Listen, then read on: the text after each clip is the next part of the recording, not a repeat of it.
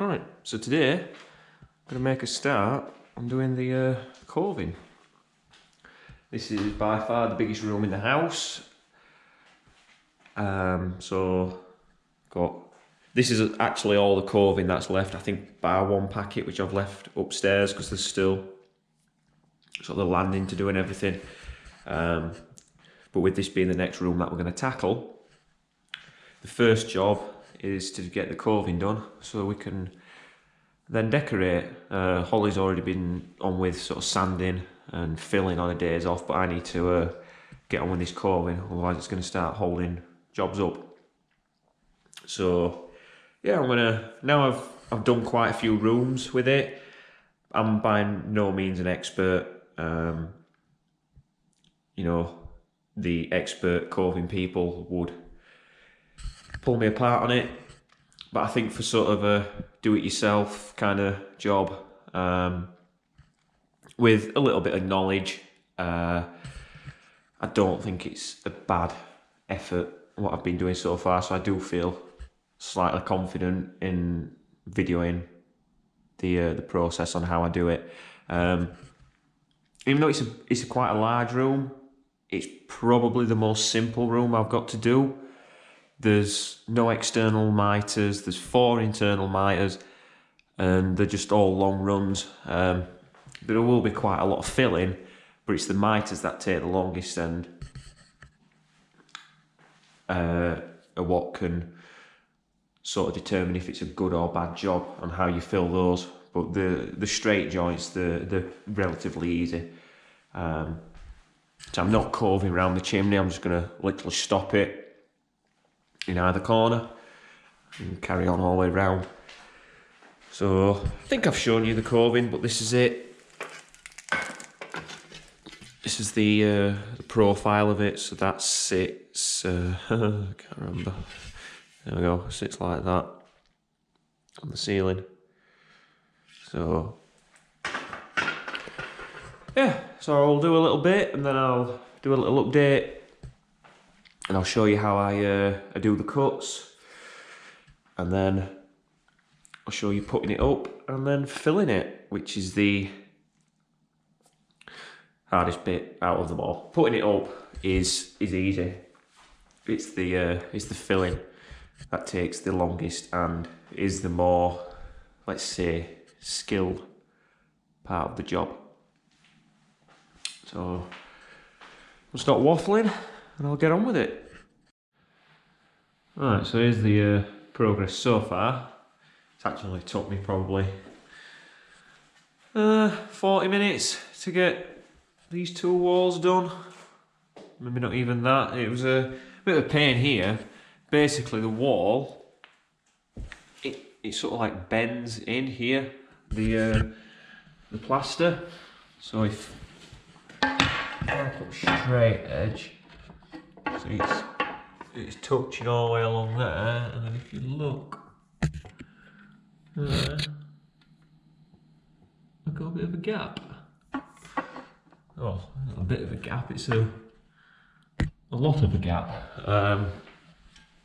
So the way to get around that is what you call breakage back, and sort of cut it in small sections to sort of try and follow the curve, the slight curve in the wall, because when I put it up, it was sticking out this side by a mile, and I've had to do it here as well, and that'll fill pretty easy.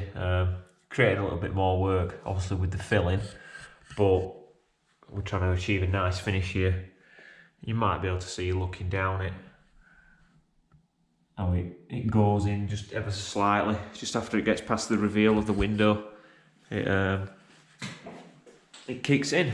So yeah, that's that bit done. Around the chimney, as I said before, I'm not going around the chimney with it, 'cause with this being the feature, I want it to, on the most, what's the right word, I don't want anything covering it basically. So I don't want any coving around it, hiding any of the brickwork. So I want as much of it on show as possible. That's what I was looking for. So yeah, I'm going to set the camera up now and show you how I do this bit. Hopefully the wall's not as bad. I haven't checked it. We'll see when we get up there. But I've already cut my piece of coving, so I've already cut the mitre.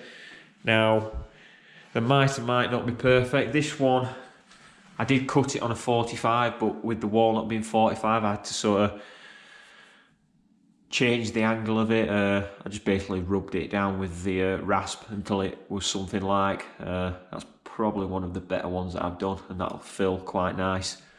So yeah, I'll when I offer that up, we will see how it meets in this corner. So even though this is a new wall, I didn't square it up with, say, that wall, purely because it could have been sort of stuck out here on the fireplace. Again, I want as much of the fireplace on show as possible, so I just lasered down to make sure it was flat. Where that's come from? It's a bit. I'll leave it. I'll sort that out. The wood louse. Probably got warped in. Yeah. Get on with this bit. Right. So first things first, we need to measure you call the drop of the coving, which is how far it comes down the wall. So drop is how far it comes down. Projection is how far it goes along the ceiling. It took me a while to get your head around that when you're cutting it, because you've got to cut it a certain way. It's like upside down and back to front. Takes a few goes to do it, but once you've done it, it does make sense, and you end up getting half decent cuts if you're a DIYer. So we measure 80mm just every so often along the wall, and that's how far it'll come down. You could use like a string line, and in fact I probably will along that really long run, but this is like one and a little piece of coving, so it's probably get away with doing this. Then what I do is knock a couple of pins in on those marks.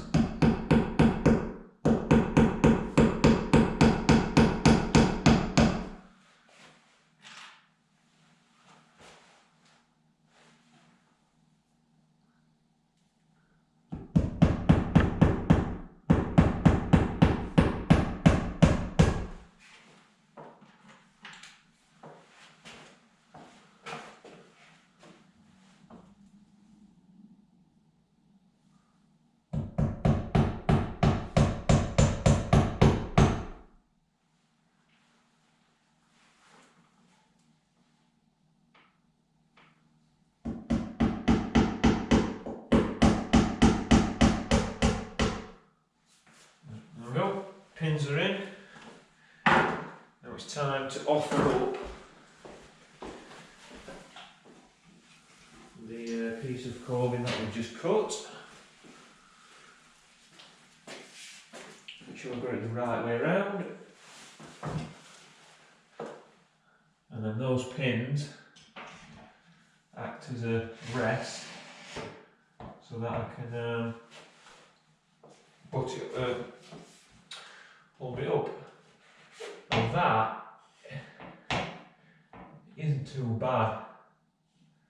You know, I could mess about with that, but to be honest, I think it does fill quite nicely. And the wall just kick out a bit there, but it is quite flexible to a certain degree. This stuff, it's not going to bend significantly; it just snap. But you know, over a full piece, you know, that little couple of mil, it will bend. In fact, I'll see if I can just rub down that bit ever so slightly. Just to try and make my life easier. when it comes to filling.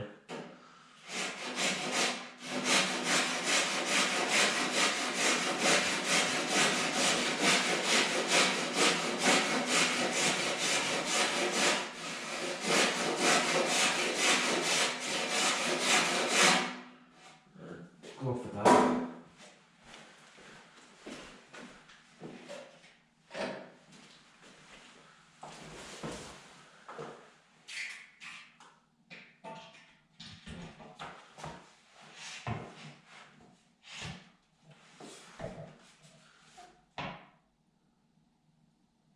Take a little bit more off. Sometimes they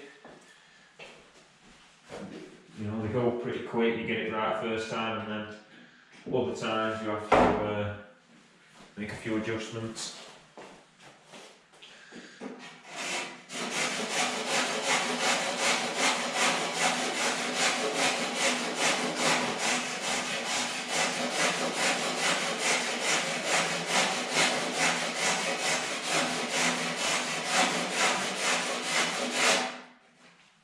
The beauty about this stuff is you can cut it, shape it to however you want, and then even better, you can fill it, and any sort of imperfections you can fill and hide. And although this stuff is expensive, it is quite good. See that? I'm not gonna mess about with that anymore now. Because once that's buttered open,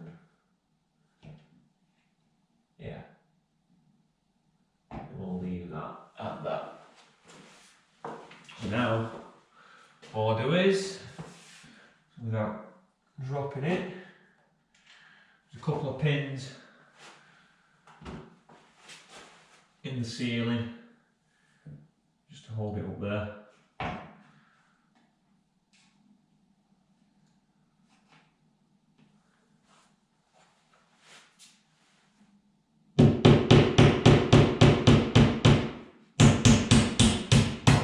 That one pin would hold it up, but I just put a couple more in,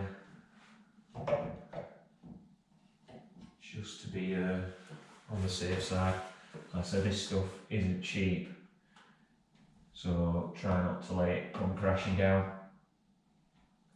It's about, I can't remember. It's about 17-18 quid a length each. It adds up.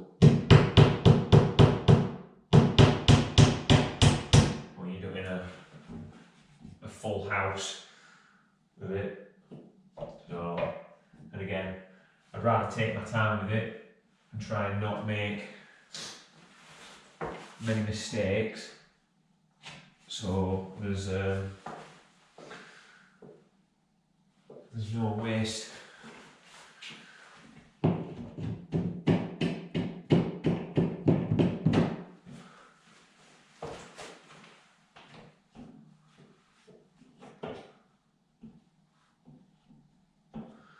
There we go. So that's that piece up.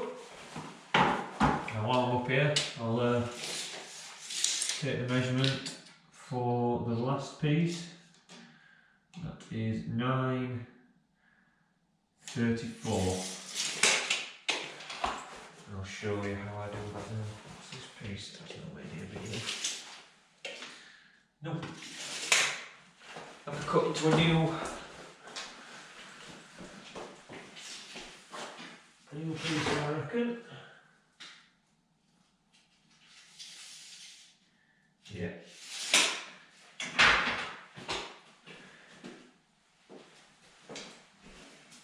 Into a new pack, should I say.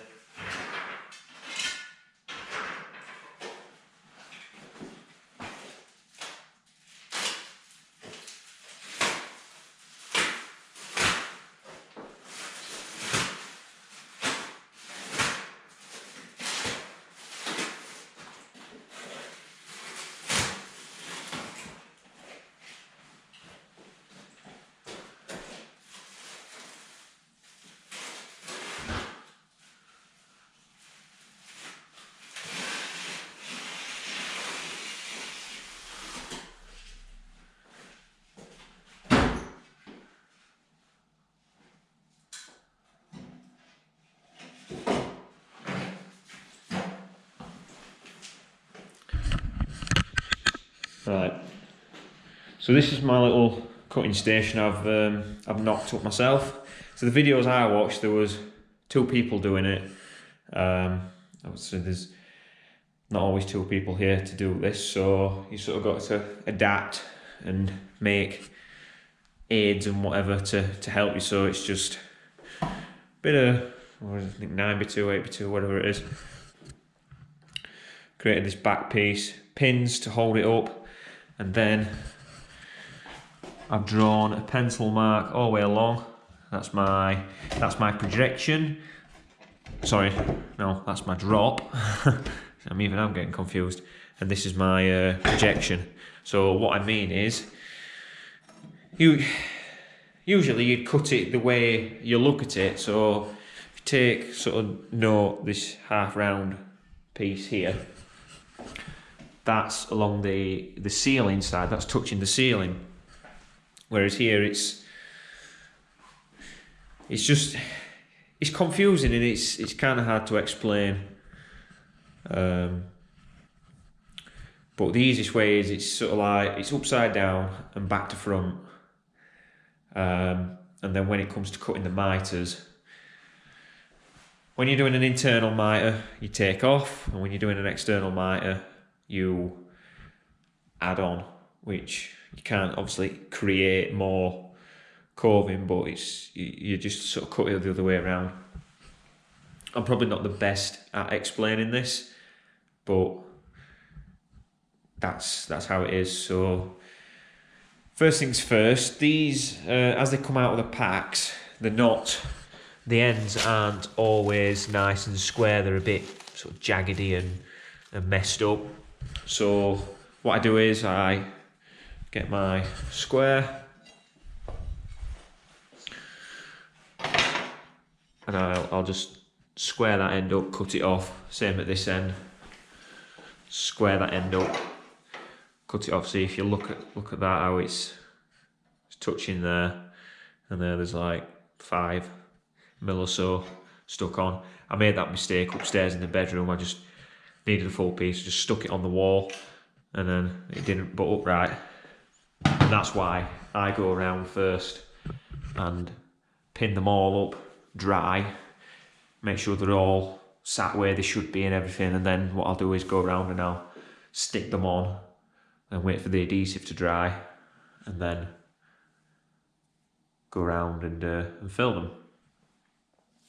So with it being the right hand corner, we need to be working on this side. This is the side that we'll end up mitering, because this side will end up flipping round and touching the ceiling. So get on with that now. Show you how it's how it's sort of done.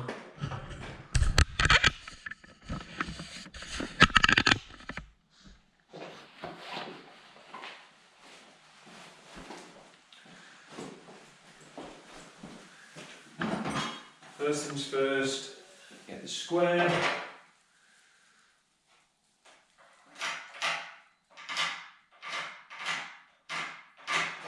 Mark a square cut.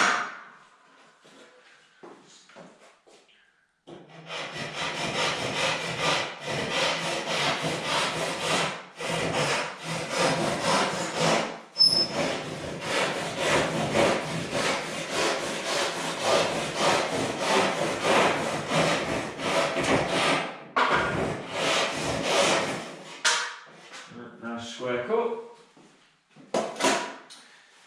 Then now is the bit that sometimes get confusing, and I've made this mistake a few times. So an internal miter, you want to be taking off the ceiling edge.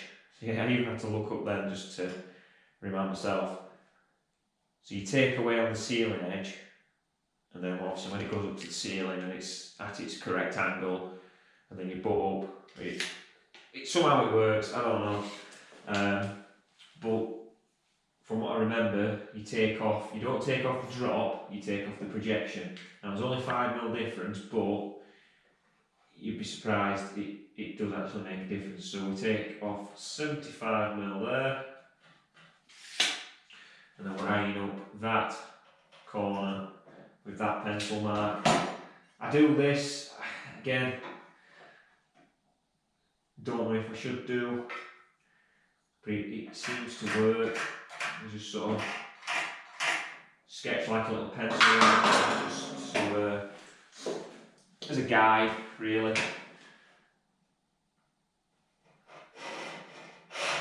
And then another key I've found is to keep the saw sort of plumb, straight, don't have it on an angle, because if you have it at an angle you'll end up going in. If you have it the other way, you'll end up coming away. So just try and keep it dead on plumb, sort of eye above the saw. Start cutting.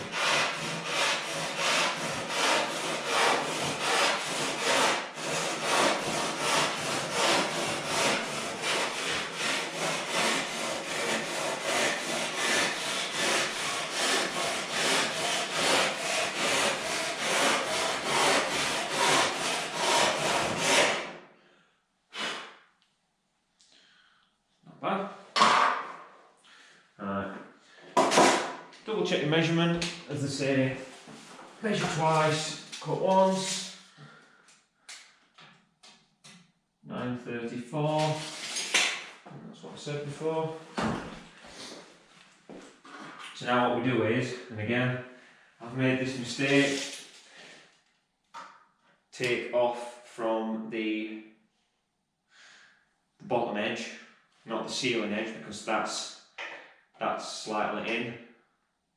I mean, if you did do that, it wouldn't be the end of the world. Your piece would be too long. You'd have to take more off. So always take it off the bottom edge. 934, which is there. Slide that along.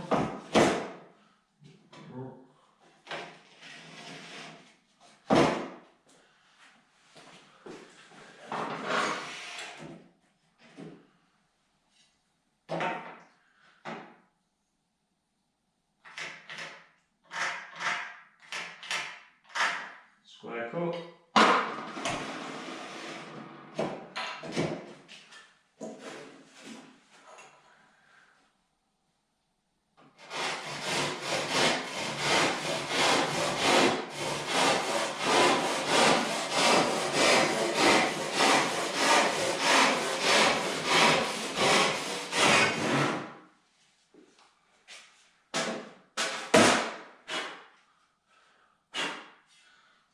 There we go. It's quite slightly chipped, but get that with filling. So try and do this one-handed. Offer this up, and let's see what it's like. That's quite tight, that on the corner. So what I'll do is I'll just rub a little bit away from this edge. Not mess about with the mitre. Just take off the square edge.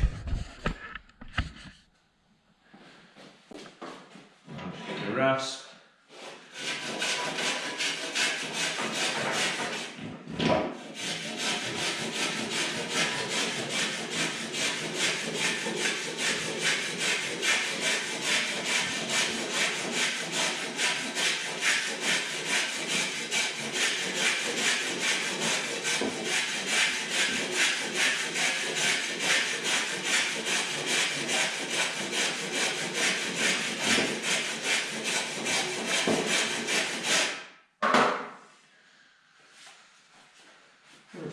I'll put that up again.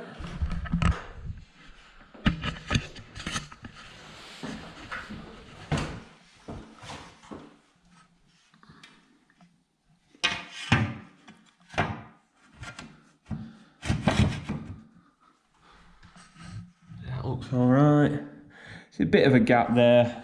I have to do this with 3 hands.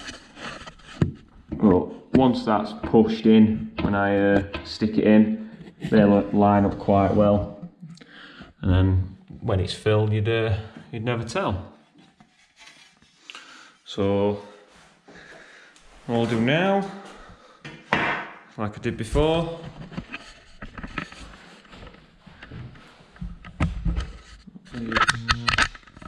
See?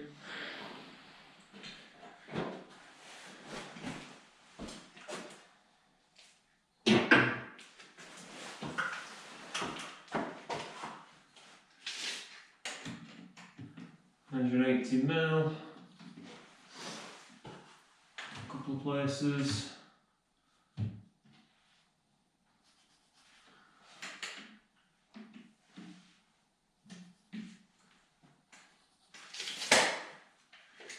It is only being a relatively small piece. You could probably get away with 2 nails.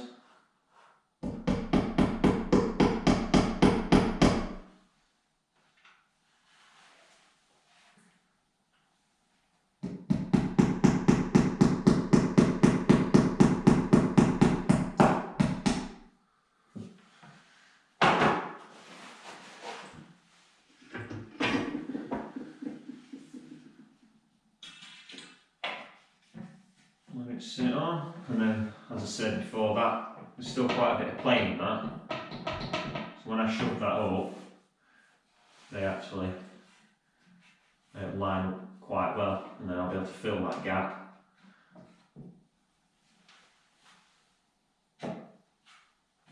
It's even better now. So that, and just one pin in the top. To hold that in place.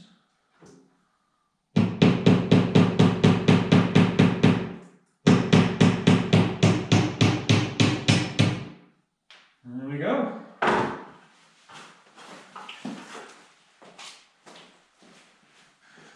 So the actual process of cutting and temporarily fixing doesn't actually take that long at all. It's the filling part, and I'll show you that. It's it takes the longest because the fillet and the stuff that you use, it's here actually. It's casting plaster. It goes off in like 5 minutes, so you haven't got long at all to work with. You end up having to, especially for somebody who's a novice, you end up mixing less, so you have less waste, but you end up having to do loads and loads of mixers, and it takes time. I mean, to fill this room, I'd say, I don't know, perhaps 2 days maybe.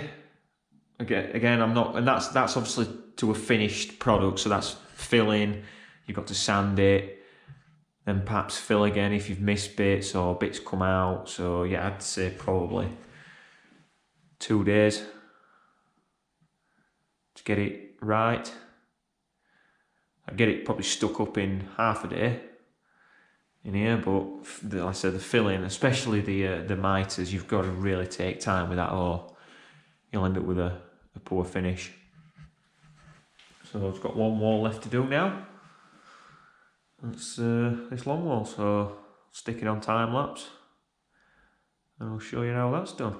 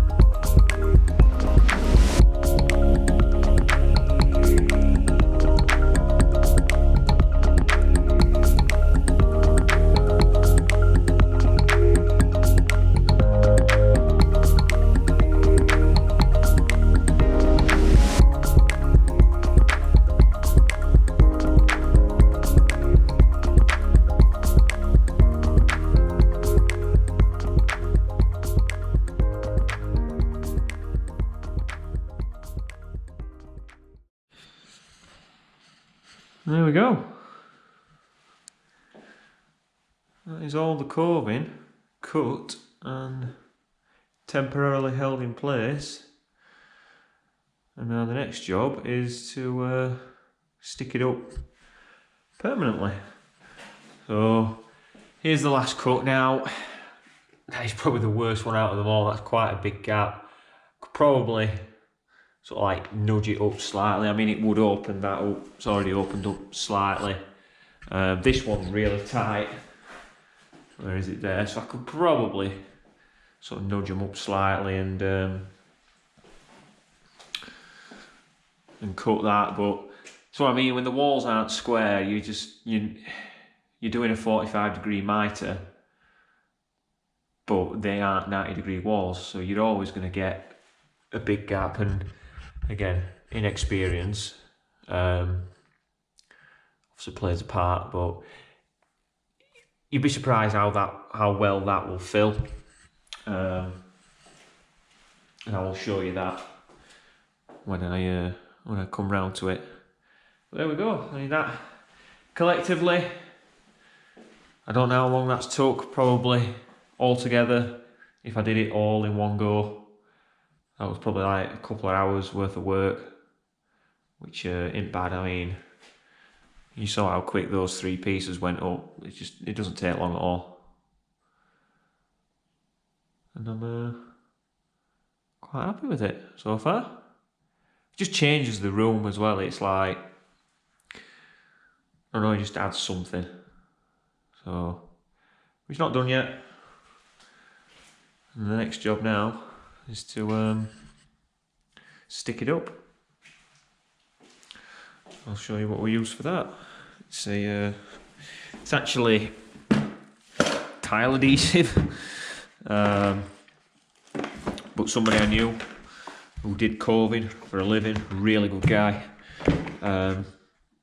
highly skilled, and sort of some of the things I'm doing with the pins and everything is what he did. He used this stuff, he swore by it, and it is good. I've used it in all the other rooms so far, and it is really, really good. I mean, well, it says gypsum, plaster boards, timber panels, existing tiles, cement render, concrete, blockwork, fibre and plywood, composite boards. I guess that's what it can stick to, but yeah, it sticks this stuff really well. And to be honest, the once it's gone off, the adhesive's probably actually stronger than the coving itself, so it ain't ever going anywhere. And I'll show you that when I do it. But yeah, that's what we use. So yeah, I'll get on with that next. Right, so I've got my first piece that I'm gonna put the adhesive on here.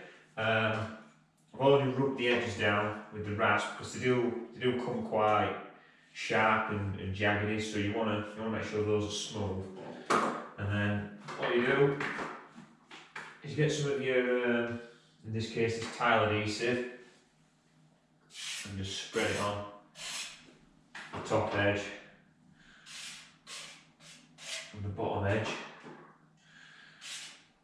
all the way along.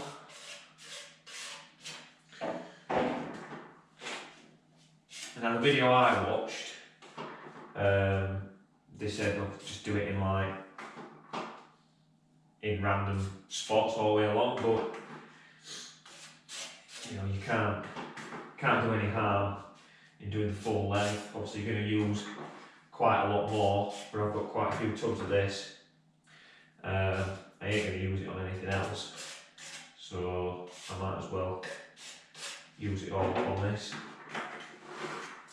But what I've learnt with this is get quite a fat bead on, especially if your ceiling or wall isn't truly flat, because if you put a big fat bead on and then when you press it on, you're guaranteed it to stick. I mean, to be honest, that is probably a little bit too big. You want to make sure it's stood up as well. You don't want it flat, because it won't stick. won't grab.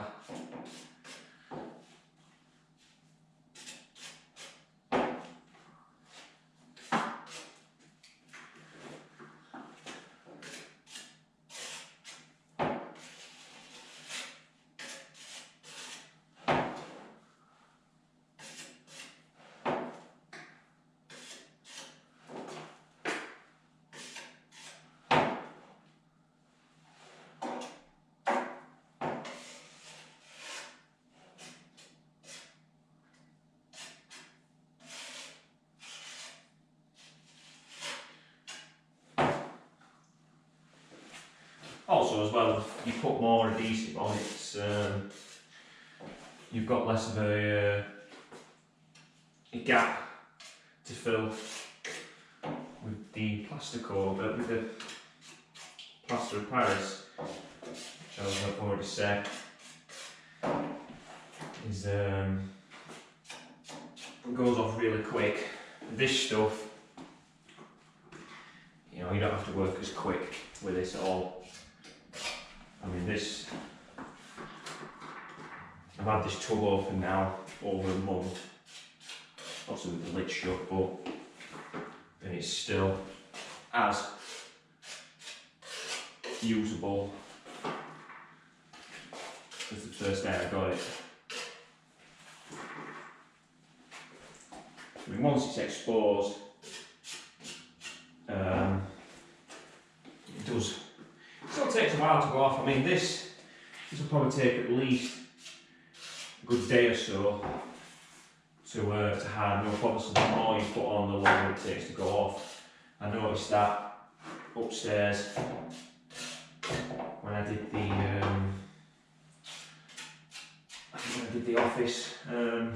Some of the miters the gaps were quite big, and you obviously put adhesive on the miters to stop it cracking, but it was a really big gap that I filled with adhesive, and it took a good 2 or 3 days to go hard.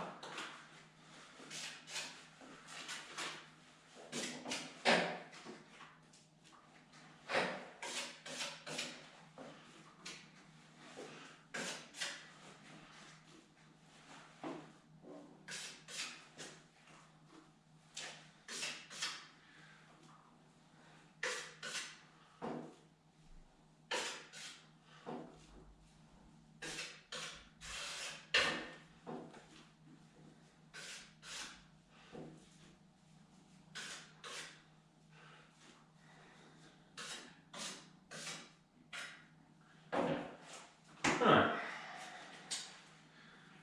Let me turn the camera.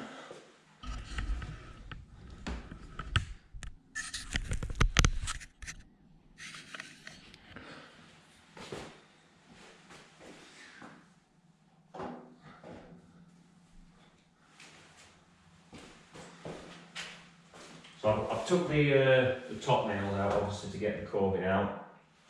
And I've put little marks on the ceiling just to tell me where those nails were, just in case they get covered up.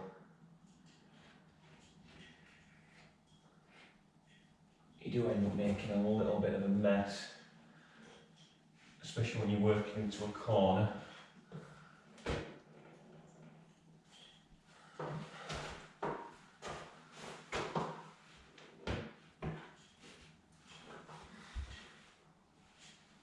There we go.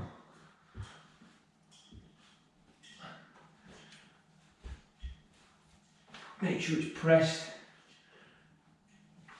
really tight against the wall and the ceiling. What you're aiming for is it to actually be squeezing out.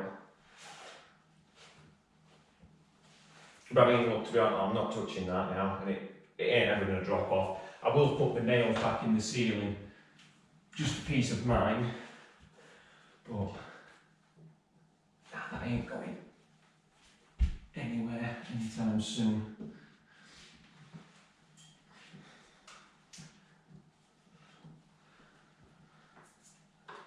Nails here.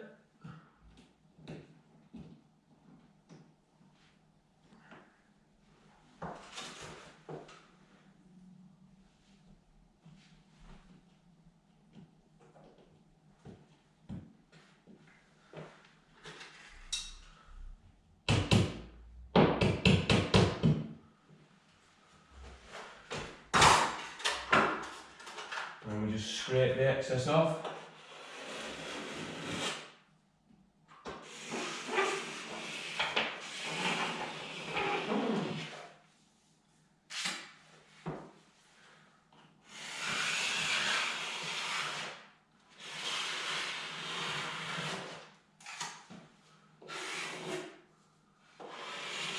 Don't have to get every last bit because we will brush it down with a wet brush. This has become like a bit of a tutorial sort of video. But it's sort of like the blind leading the blind because I'm no way qualified to be telling anybody how to do this, but I'm more just explaining the process of how I've been doing it, and so far it's worked quite well. So that back in the bucket, and then now this little piece.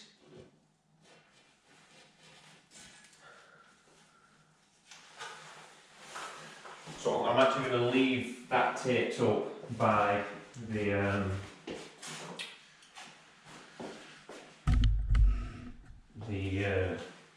chimney, and when it's all gone off and just before I fill it, I'll cut round the tape. And I think I might not even fill it with plaster there. I'll probably fill it with decorator's coat, just because I feel like with the chimney, I mean, it should never heat up that. I mean, I think it might be double, I can't remember, I think it's double skin brickwork up there, so it shouldn't really heat up, but with it being two types of material against each other, they will expand and contract at a different rate. So I'll probably just put cork there, just to allow for any of that expansion, and then we'll not get any unsightly cracks.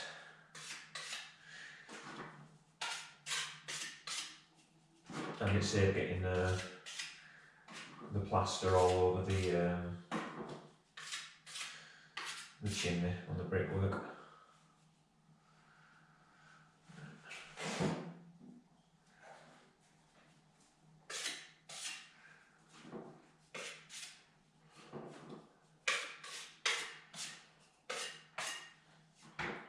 Right, there we go. That's the top edge. Just rest that on there. And then this is important. I made this mistake the first time I did it. I only put adhesive on one side of the joint, and it ended up cracking. So just to get a good grab, this is quite a tight joint, so most of it will smear off, but it's only on both faces, and then when it touches they'll sort of rub together. Off on there, and just a little bit on this end.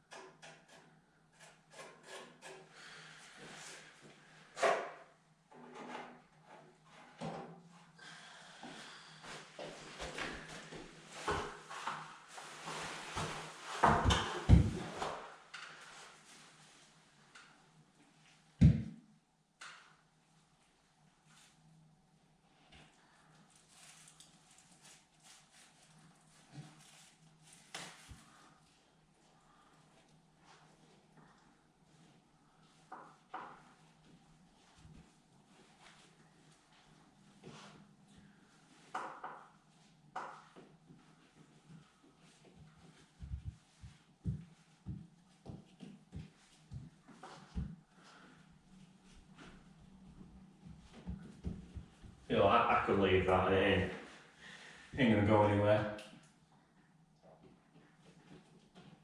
But like I said, it's not the cheapest stuff in the world, so just for peace of mind, I will put that pin in just to hold it.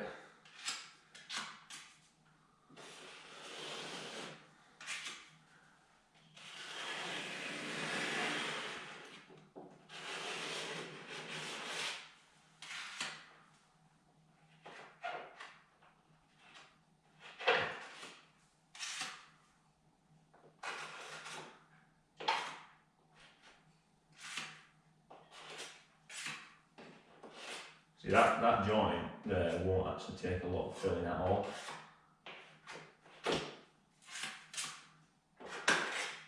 Because of how much adhesive I actually put on. And it lines up pretty good as well.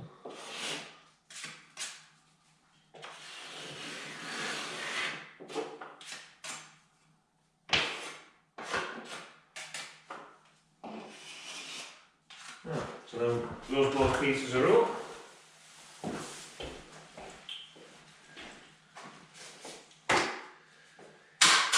And all we do is get your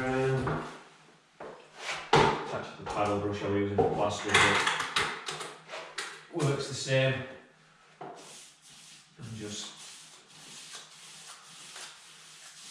smooth all that off.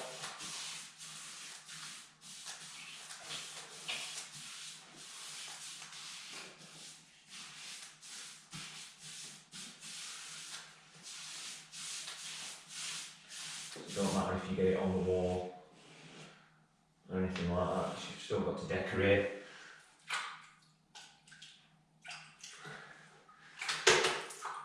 I can't imagine there's many scenarios where you put this stuff up after you've decorated.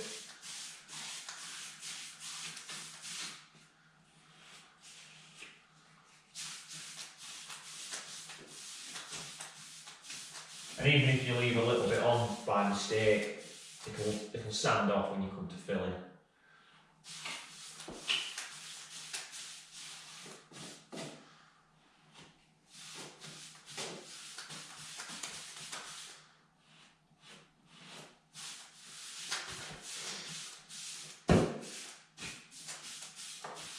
That's quite a big gap there, but the adhesive has pretty much filled it. So you end up using less plaster to fill it. And you don't spend as much time filling one little area as you can do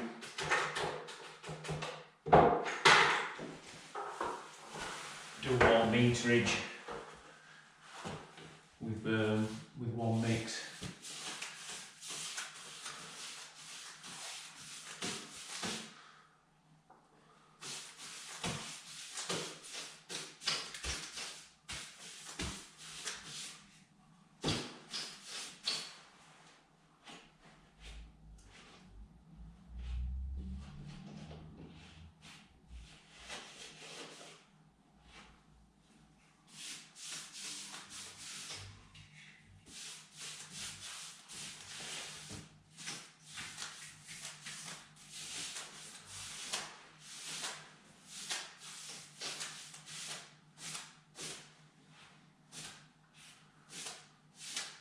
There we go.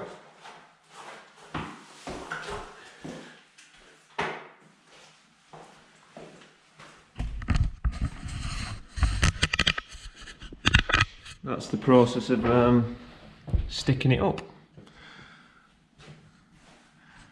I'll show you this this joint here. So that is, I can feel a little bump, and I mean it's a little bump. There needs a bit of filling, but you know, if you're gonna bodge it, you could probably just, once that's dry, just sand it to smooth that little bump out. You could paint that and probably get away with it. Obviously I'm gonna fill it because I want the job doing somewhat right. But yeah, that is the process. And that didn't take long, what, about 15 minutes to do that. So yeah, I'll carry on with the rest.